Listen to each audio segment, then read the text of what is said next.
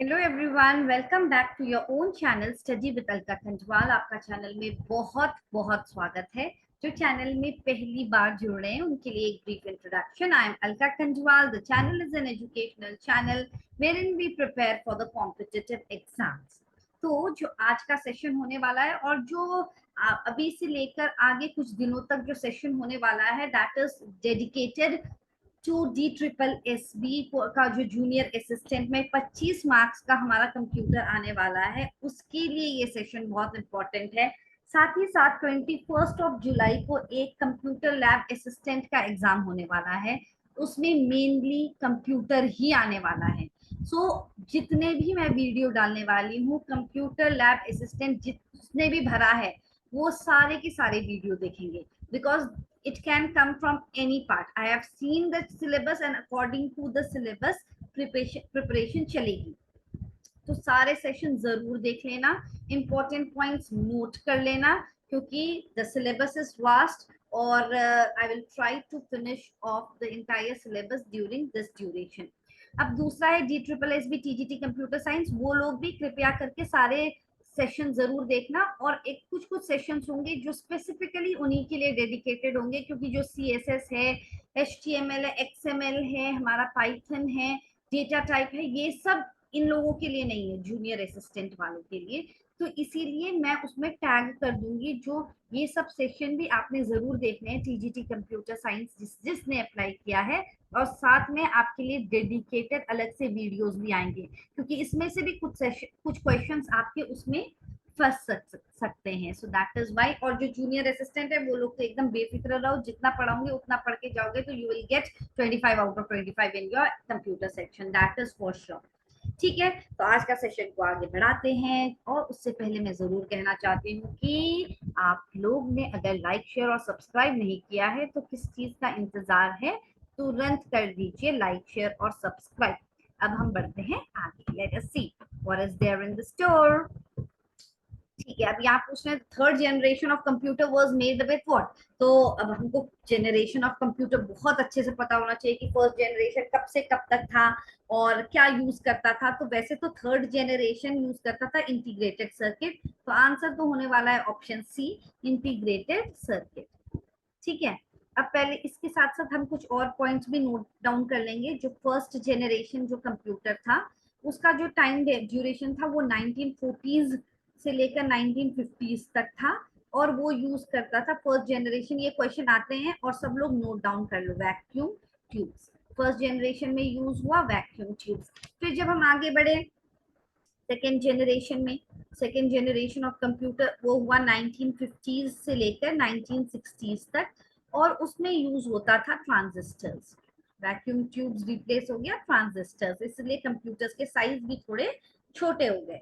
फिर third generation में और डेवलपमेंट हुई 1960s से लेकर 70s के दौर में, और उसमें आया हमारा इंटीग्रेटेड सर्किट, जो कि इस क्वेश्चन में पूछा गया है, integrated circuits, IC. Now fourth generation जो है, फोर्थ जनरेशन वो है 1970s से 1980s तक, जो कि यूज किया माइक्रो प्रोसेसर। तो फोर्थ जनरेशन में है माइक्रो प्रोसेसर। और जो अभी चल रहा है प्रेजेंट में टिल फ्यूचर 1980s से लेकर फ्यूचर तक जो है, अब हमारा 1980s से लेकर जो प्रेजेंट है फ्यूचर है तब तक है हमारा AI, आर्टिफिशियल इंटेलिजेंस, सबने सुना होगा। सो ये डेट्स हमको याद होने चाहिए, कौन से जनरेशन में कौन सा कंप्यूटर, कौन सी टेक्नोलॉजी यूज की गई थी, इसके बारे में हम सबको आइडिया होना बहुत बहुत जरूरी है। So just keep a note of it. Let us move ahead. अब ये हो गया, ठीक है। अब दूसरा क्वेश्चन है, which of the following languages uses a two-step compilation process, both interpreter and compiler। तो इसका आंसर होगा जावा। जावा है जो कि बोथ प्रोसेस यूज करता है, कंपाइलेशन का और इंटरप्रेटर का। सो कंपाइल होकर एक जनरेट होता है बाइट कोड। जावा प्रोग्राम को जब हम लोग कंपाइल करते हैं तो बाइट कोड जनरेट होता है, then it is interpreted by the Java. तो ये क्या है, अब हम लोग क्या समझ रहे हैं कि ये कंपाइलर है, इंटरप्रेटर है, क्या है ये चीजें, ये हम पढ़ेंगे डिटेल में। तो जब हम लोग कंपाइलर और इंटरप्रेटर के बारे में बात करते हैं, कंपाइलर और इंटरप्रेटर, तो यू नो दैट कि कंप्यूटर क्या समझता है, कंप्यूटर तो एक ही लैंग्वेज समझ रहा है जो कि है मशीन लैंग्वेज। मशीन लैंग्वेज मतलब the language of zeros and ones. Computer को क्या समझ में आ रहा है, और तो कुछ समझ में नहीं आता है कि जीरोस एंड वंस की लैंग्वेज बस समझ में आती है। मगर एज अ प्रोग्रामर अगर आपको अगर कोई कोड लिखने को बोल दें कि अगर ये कोड लिख दो तुम लोग मशीन लैंग्वेज में, it will be a very difficult task for all of you, because सारा हर चीज के लिए 0100 ऐसे कोड करना बहुत डिफिकल्ट है। मगर मशीन लेवल लैंग्वेज अगर किसी ने कोड किया तो वो कंप्यूटर के लिए बहुत इजी होता है। तो अब धीरे धीरे क्या हुआ कि मशीन लैंग्वेज से फिर assembly language I, assembly language से फिर हाई लेवल लैंग्वेज आई, जैसे कि C++, हम लोग बात कर रहे हैं जावा, पाइथन, सी। तो ये प्रोग्रामिंग लैंग्वेजेस आई तो उसमें तो बहुत इजी हो गया प्रोग्रामर के लिए प्रोग्राम लिखना, मगर कंप्यूटर तो नहीं समझता है। The high level language computer will not understand, HLL मतलब हाई लेवल लैंग्वेज। तो कंपाइलर और इंटरप्रेटर का क्या काम है, to convert the high level language to machine language so that computer understands it, machine language so that computer is understanding, and then हमारा machine language generate हो रहा है। ठीक है, जब दोनों का फंक्शन सेम है, दोनों बोल रहे, तो हम क्या बोल रहे हैं, कंपाइलर एंड इंटरप्रेटर आर, इसमें से कितने क्वेश्चन बन सकते हैं, language translators. Compiler and interpreter क्या है, लैंग्वेज ट्रांसलेटर। अब ये लैंग्वेज ट्रांसलेटर क्या है, सिस्टम सॉफ्टवेयर है कि एप्लीकेशन सॉफ्टवेयर है, ये है हमारा सिस्टम सॉफ्टवेयर। तो इसके सिस्टम एप्लीकेशन और ये सॉफ्टवेयर के बारे में मैं डिटेल में बात करूंगी, डोंट वरी अबाउट इट। मगर अभी फिलहाल हमको ये समझने की जरूरत है, कंपाइलर इंटरप्रेटर सिस्टम सॉफ्टवेयर के कैटेगरी में आता है, हाई लेवल लैंग्वेज को मशीन लैंग्वेज में कन्वर्ट करता है, और जो कंपाइलर है उसका काम है एक हाई लेवल लैंग्वेज को मशीन लैंग्वेज में कन्वर्ट करना ऑल टूगेदर। मतलब अगर 5 लाइन की कोड है तो वो पूरे को एक साथ कन्वर्ट करता है, और अगर फॉर एग्जाम्पल 5 लाइन को कन्वर्ट किया, उसके बाद अगर कोई एरर है तो वो बताता है कि 3rd लाइन में एरर है, 4th लाइन में एरर है, मतलब ऑल टूगेदर।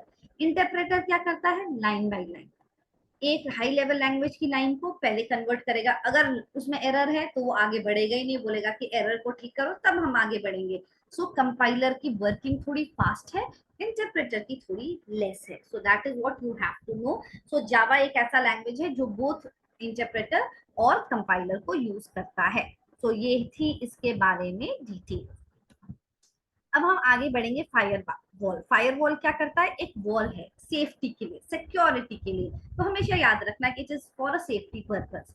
तो फायर वॉल क्या करता है, what is a firewall in a computer network, it is a system which is design to prevent the unauthorised access, किसी भी अनऑथराइज्ड एक्सेस को बचाने के लिए वो यूज किया जाता है। तो इसका आंसर है option B. So that is the correct answer. Moving ahead, let us see what is the next question. अब एक टेक्नोलॉजी है ISDN, integrated services digital network. तो उसमें उन्होंने बोला ये एब्रीविएशन किसके लिए है, तो इसका आंसर है integrated standards digital network, integrated services digital network. तो ऑप्शन ए एंड बी तो सेम ही है, नहीं ठीक है अलग है, integrated services digital network. So option D is the correct answer. Standard ने इंटीग्रेटेड सर्विसेज डिजिटल नेटवर्क क्या है, ये एक सेट ऑफ कम्युनिकेशन स्टैंडर्ड है, डिजिटल ट्रांसमिशन के लिए यूज किया जाता है, वॉइस वीडियो अदर नेटवर्क में भेजने के लिए इंटीग्रेटेड सर्विसेज डिजिटल नेटवर्क है। So option B is the correct answer to this question. Note down कर लेना, बहुत आते हैं abbreviation and it is for all. ये जो सेशन है जो बेसिक है, कहीं से भी 1-2 क्वेश्चन आ जाएंगे, तो you need to know about it. Now next है dash is an important circuitry in a computer system that directs the operation of the processor. So that is none other than the control unit. Control unit एक important circuitry होता है computer system का, जो कि direct करता है operation of the processor. तो answer है option B. Option B is the correct answer. Moving ahead, switch. अब ये भी important चीज है, switch is a network device. हमको पता है, हमने सुना होगा switch, hub, राउटर, ये सब चीजें सुनी होगी ना। तो ये क्या है, इसकी रिस्पॉन्सिबिलिटी क्या है, to connect the network devices. अब जब हमारा स्विच, ये हब भी वही काम कर रहा है, स्विच भी वो काम कर रहा है, तो क्या होता है जब हब के पास कोई मैसेज आता है, जैसे नेटवर्क में एक हब को एक मैसेज आया कि चलो तुमको इसको आगे बढ़ाना है, तो हब क्या करता है, जैसे उसके पास एक मैसेज आया वो उस मैसेज को सब जगह, जितने भी नोड्स हैं नेटवर्क में, सबको भेज देता है। तो इससे क्या होता है, ट्रैफिक जनरेट हो रहा है कि सबके पास आ गया, तो वो खुद चेक करते हैं रिसीवर की ये मैसेज मेरे लिए है कि नहीं है, ठीक है। मगर जो स्विच है वो थोड़ा इंटेलिजेंट है, वो चेक करता है। Switch is also known as intelligent hub. वो चेक करता है कि डेस्टिनेशन एड्रेस कहाँ है, कहाँ पे भेजना है, वो एड्रेस चेक करके वहीं पे भेजता है। अननेसेसरी ट्रैफिक जनरेट होता है। So these are the devices which is used to connect the network devices, और option C is the correct answer to the question. Moving ahead, let us see दूसरा question. Wait, ठीक है, अब आगे बढ़े। Second generation बहुत easy है, सब लोग कर देंगे। सेकेंड जनरेशन तो ट्रांजिस्टर है, फर्स्ट जनरेशन वैक्यूम ट्यूब था, और फिर third generation integrated circuit, fourth is micro processor, and fifth is the artificial intelligence.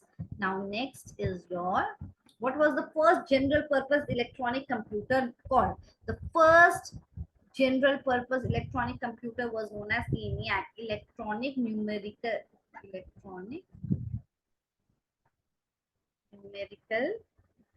integrator and calculator, ठीक है।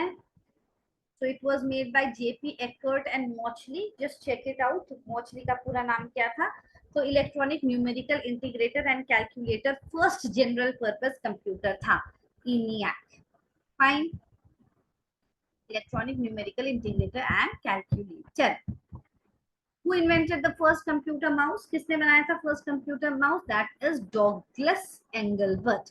Option B is the correct answer. 1960s में कभी बनाया था. So Douglas Engelbart is the correct answer to this question.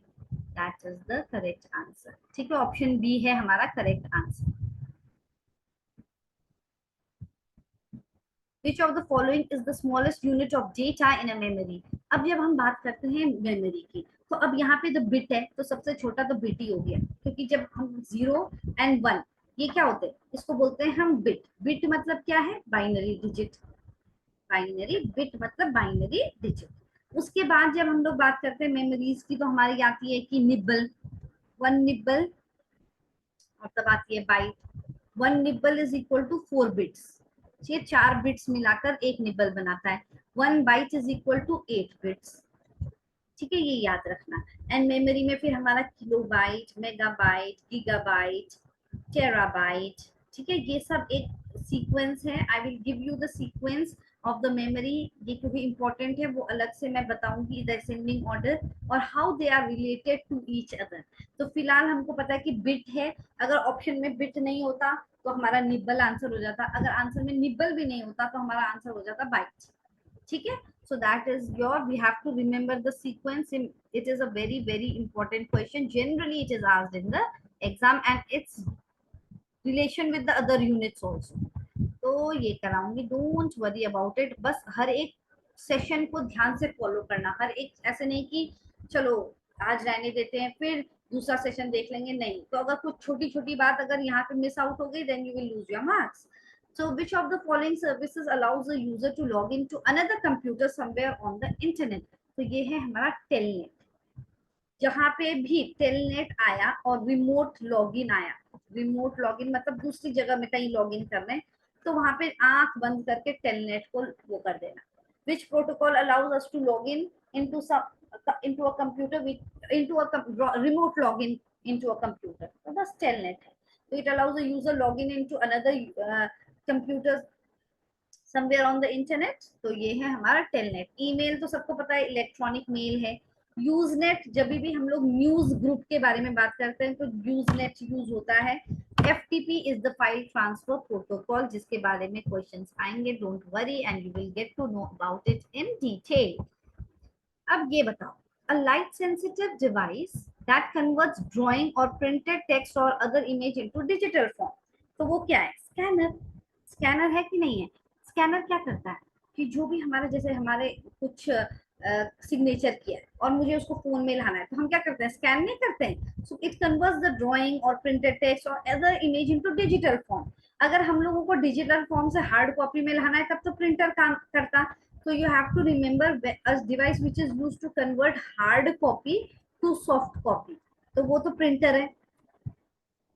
Soft copy, sorry soft copy, hard से soft कर रहे हो तो क्या है, स्कैनर है कि नहीं। और सॉफ्ट से सॉफ्ट कॉपी मतलब कंप्यूटर में है, और उसको हार्ड कॉपी में कर रहे हो तो प्रिंटर। तो just remember okay, this is hard copy. तो then we will be using printer. Soft copy मतलब जो कंप्यूटर के अंदर है, मॉनिटर में है, that is the soft copy. और जो हमारे हाथ में है प्रिंटेड फॉर्म में, that is your hard copy. ठीक है, so just remember this points. I hope you understanding. अगर समझ रहे हो तो डेफिनेटली शेयर सब्सक्राइब जरूर कर देना। Now the basic architecture of the computer was developed by, सब लोग ज्यादा सर सोचते हैं कि चार्ल्स बैबेज। चार्ल्स बैबेज नहीं है इसका आंसर। आंसर है John von Neumann, option A. Charles Babbage is known as the father of the computer. Charles Babbage ने क्या किया था, डिफरेंस इंजन, डिफरेंस इंजन जहां पे आ गया कि डिफरेंस इंजन और एनालिटिकल इंजन, वहां पे चार्ल्स बैबेज को टिक कर देना। एनालिटिकल इंजन, तो वहां पे तुम लोग चार्ल्स बैबेज को टिक कर देना। And the basic architecture of computer was given by John von Neumann, John von Neumann. ठीक है। Which of the following is a type of computer virus? तो obviously यहाँ पे easy क्वेश्चन है, Trojan ही होगा, क्योंकि other option keyboard, keyboard is a input device, mouse is a input device, printer is an output device, और Trojan is a virus. Yes, is a type of virus.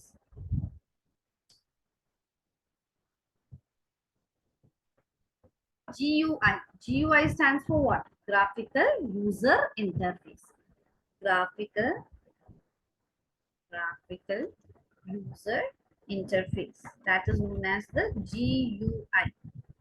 ठीक है, जो Windows है उसमें ग्राफिकल यूजर इंटरफेस है ना, जैसे कि उसमें आइकन्स होते हैं, रिसाइकल बिन के लिए एक आइकन है। तो मतलब बहुत इजी होता है कि किसी एक जो ज्यादा कंप्यूटर फेमिलियर नहीं है तो at least they can use it, है ना, because of the easy to use graphical user interface.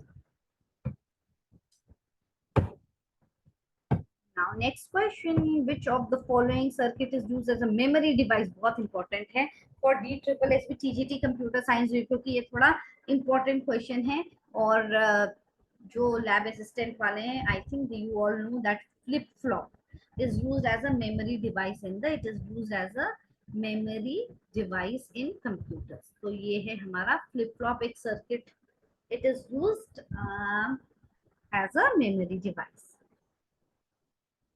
So the answer is option B. While sending an email, जब आप लोग ईमेल भेजते हो to various people, the dash option is used when the list of recipient is not to be shared. मतलब हम लोग जिसको भेज रहे हैं उनको ये नहीं दिखाना है कि हमने ये मैसेज किस किस को भेजा है। Okay, it is dash sending the same email to various people. The dash option is used only when the list of recipient is not to be shared.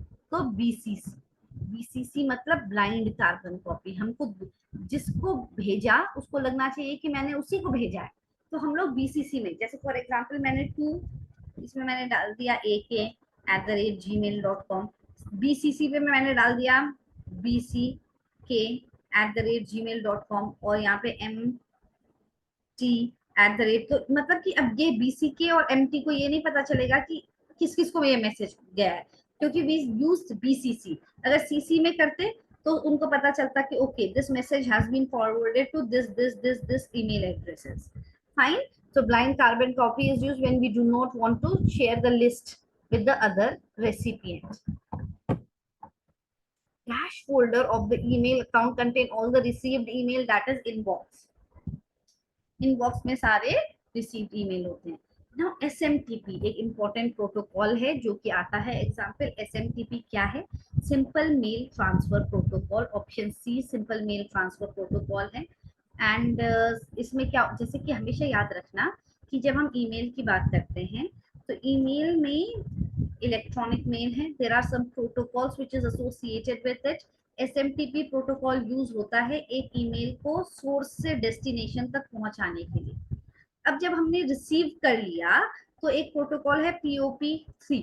अगर रिमोट सर्वर से हमने डाउनलोड करना है कोई ईमेल तो हमारा POP protocol होता है रिसीव करने के लिए या डाउनलोड करने के लिए। उसका फुल फॉर्म है post office protocol. Very very important from exam point of view, all these points.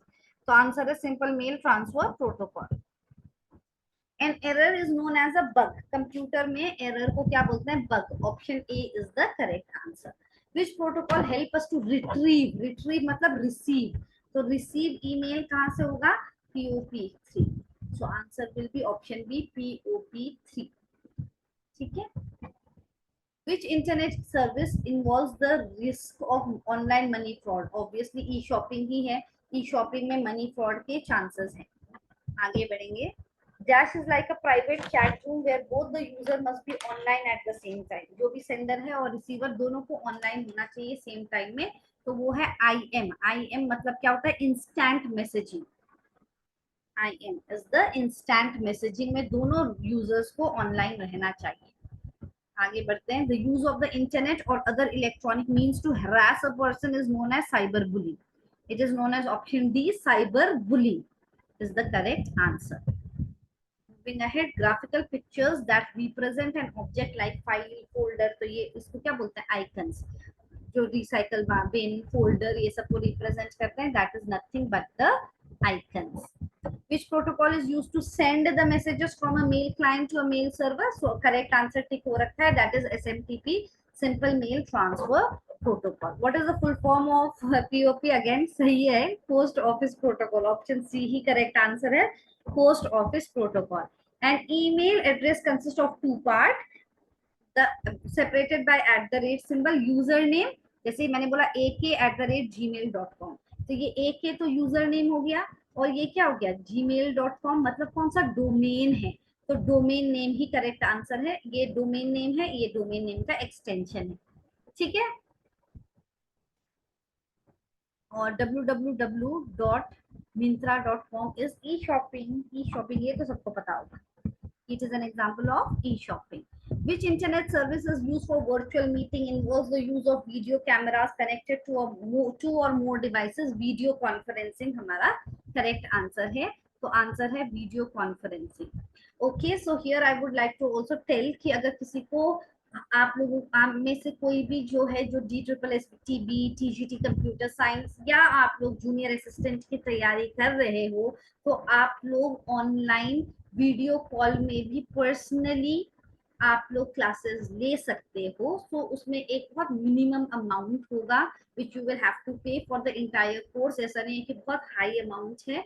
So if you are interested in that, just give me a comment, मैं आप लोग करोगे, then I will tell you the details how to contact me. तो आप लोग वो भी कर सकते हो, so that if you want 2 hours, अगर इंडिविजुअली आपको 2 आवर्स की क्लासेस चाहिए, and with this way so we can do that as well. ठीक है। तो फिर उसमें और details में, and you will, the entire syllabus properly it will go on, so that also you can do. Fine.